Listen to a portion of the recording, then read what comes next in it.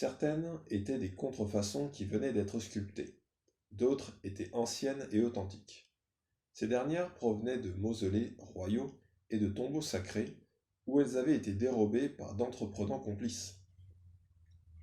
Plus tard, bien plus tard, quand tous les pays accédèrent à l'indépendance et que le tourisme dans cette partie de l'Afrique devint très à la mode, Moussa Moussa mit en place sa propre équipe de sculpteurs, qui n'étaient autres que ses plus jeunes frères et neveux.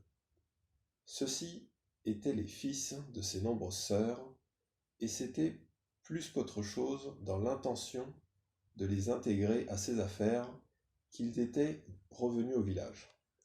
Son père était mort, il n'y avait donc aucun risque qu'on lui demande de fournir des explications sur quoi que ce soit, encore moins sur une chèvre perdue plus de 30 ans auparavant.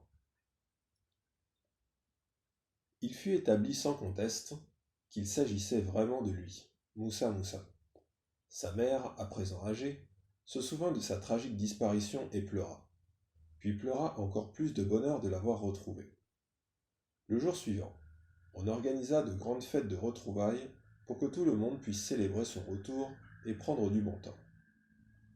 Ce n'était pas tous les jours qu'une personne égarée retrouve le chemin de sa maison.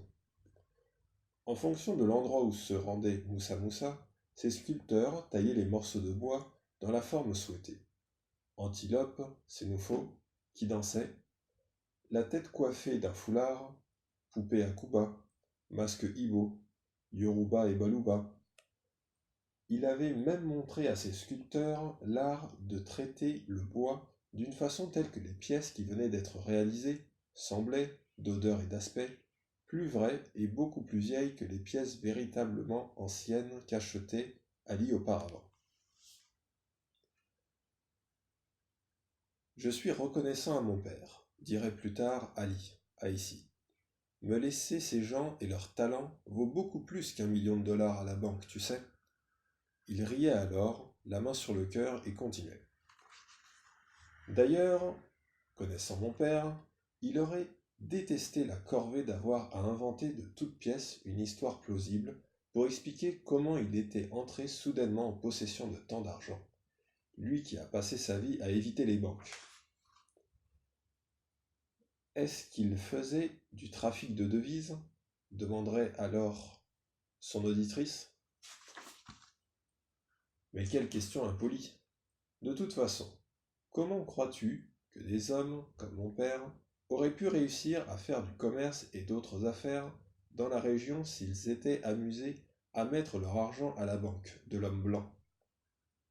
Mais après l'indépendance, de quoi veux-tu parler ? Mon père a toujours affirmé qu'il mettrait son argent à la banque le jour où il y aura de véritables changements. À son avis, cette indépendance n'a jamais été qu'une ruse. Tu devrais le voir imiter les présidents africains quand ils sont avec les responsables des gouvernements occidentaux ou leurs représentants, quand ils tremblent et sourient dans le souci de plaire. Par Allah, il peut tous les faire, francophones, anglophones, lusophones, n'importe lesquels. Non, il est persuadé que rien n'a changé, il préfère donc dormir sur son argent. Alors, il est toujours en vie ? Bien sûr, et il épouse encore des filles de 14 ans.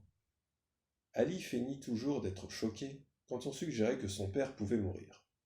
Il pensait que toute conversation sur ce sujet était de très mauvais goût. Et Moussa Moussa était d'accord avec lui. En fait, la seule opinion que Moussa Moussa aurait pu partager avec les chefs d'État africains était que toute discussion à propos de leur moralité était un acte de trahison passible de la peine de mort. Bien sûr, si les circonstances le permettaient. Allah soit loué. La maison d'Ali était une énorme bâtisse à l'entrée de Nima, sur la route de la Nouvelle Ville. Elle avait été construite au milieu des années 40 par un homme du coin qui avait gagné beaucoup d'argent pendant la Seconde Guerre mondiale. Aucun des enfants que cet homme avait envoyés en Angleterre pour y être correctement éduqués n'avait voulu rentrer au pays. De colère, il avait chassé leur mère et avait vécu seul plusieurs années. Quand il vit qu'il était sur le point de mourir, il mit la bâtisse en vente pour se venger de sa famille. Il savait bien qu'il attendait sa mort pour commencer à se disputer les biens. Il ne mit qu'une condition à la vente de la maison. Le futur propriétaire devait attendre qu'il repose dans sa tombe avant de prendre possession des lieux. Et c'est exactement ce qui se produisit. Ali rénova ensuite la maison de fond en comble et l'entoura d'un véritable mur.